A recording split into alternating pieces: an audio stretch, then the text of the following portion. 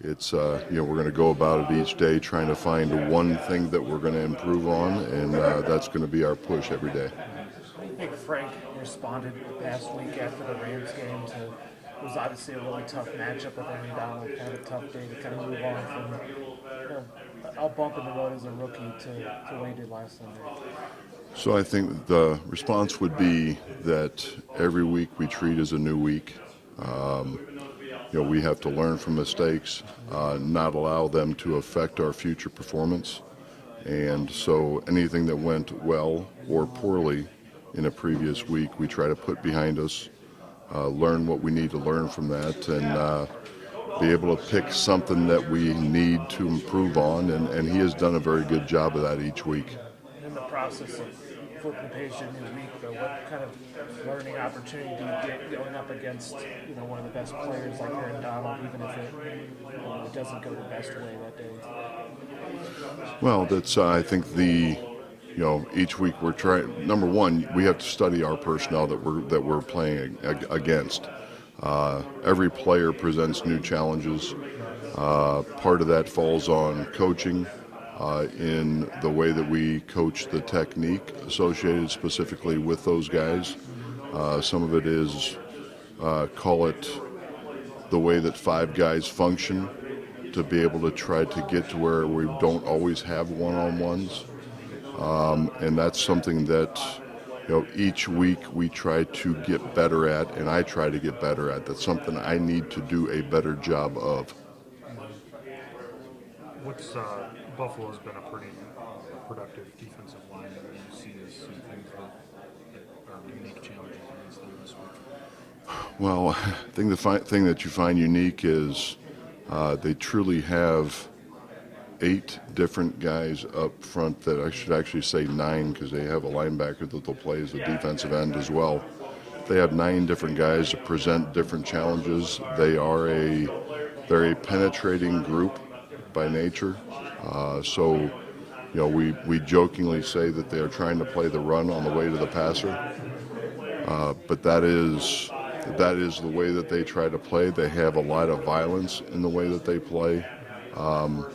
And I think they're led with a guy that is an absolute true veteran. I mean, I almost feel like I played against a guy who's been here that long. But it's I say that a bit tongue in cheek. But obviously, this is it's a very formidable group, and I think they've got very good leadership. Not just Kyle and Sam, but the ends are. Everyone presents a different challenge because I'm still sorting through trying to make sure that I know the differences in all those guys so that I can get that conveyed to the players. Anything have you had moments that stand out throughout the season with Crosby that have led you to believe that he is progressing? Is there anything that stands out that have been aha moments or anything like that for him this year?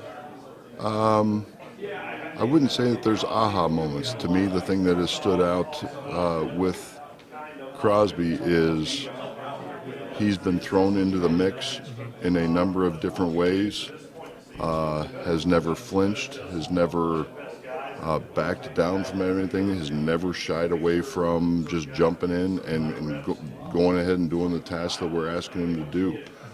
He is prepared each week as if he was going to end up being the starter. That's what we ask of our backups, and that's what I'd expect moving forward. What was it like after Decker's touchdown in the room, and especially given the Crosby's the celebration that went viral and all that stuff, everyone getting all fired up? What was that?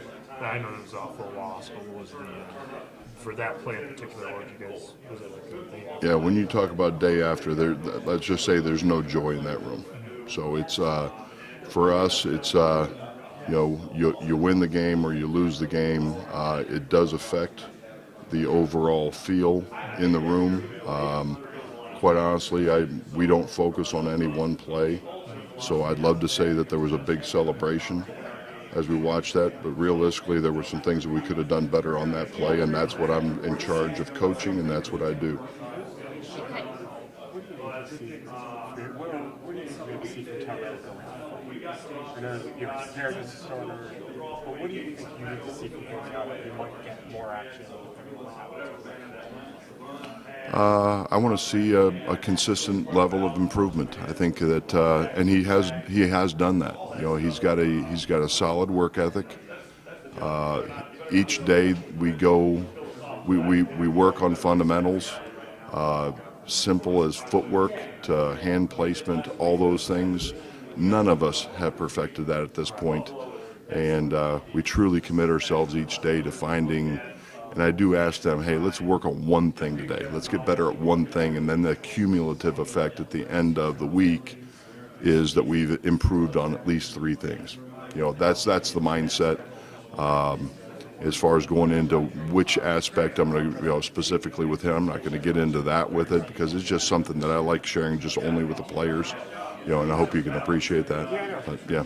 I'm just curious, what's your role in special teams? Do you have a role in special teams? The company has special teams? Not. I would say this: anything that they would ask me to do, I would help with. I do not do a lot of special team stuff. You guys got the run game going pretty well there at the end of the game in Arizona, especially with the running Zach. What did you like about your offensive line in that scoring drive in particular?